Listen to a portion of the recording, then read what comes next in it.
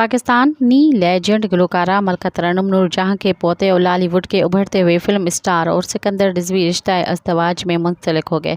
उनके इंस्टाग्राम पर अदाकार के शादी की तस्वीर और वीडियोस वायरल हुई हैं, जिनमें वो एरी नामी हस्पौनवी लड़की के साथ शादी के बंधन में बंधते हुए नजर आ रहे हैं। वायरल तस्वीर और वीडियोस में अदाकार सफ़ेद शलवार कमीज़ और हल्की गुलाबी दस्तार पहने नजर आए, जबकि उनके हस्पौनवी दुल्हनिया ने हल्के नारंगी रंग के लहंगे का इंतखाब किया है।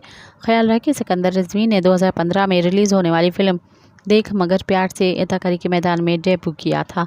उसके बाद वो 2017 में रिलीज़ होने वाली फिल्म यलगार में सपोर्टिंग किरदार में भी दिखाई दिए। मज़ीद ख़बरनि ऐं तफ़सीलात लाइ विज़िट कयो असांजी वेबसाइट www.awamiNewsHD.com ऐं ॾिसंदा रहो अवामी न्यूज़ HD।